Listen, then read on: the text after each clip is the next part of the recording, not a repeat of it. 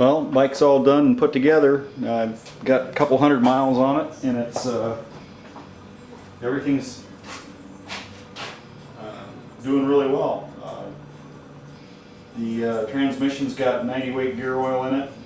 Needed to do that to get the gears to really synchronize very well when shifting on it. It's Triumphs seem to be a little funny that way. They like to have heavy gear oil in there.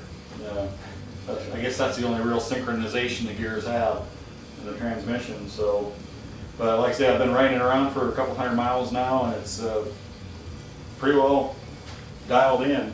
Tomorrow I'm going to take it apart and drop the carb needle, and I'm also going to retorque the head bolts and all that, so that that's all done, and hopefully that'll take care of it, and I'll be able to run her for quite a while after that. I'll go ahead and get her fired up here. It's cold, hasn't been run for several hours now, so I'll let you hear it.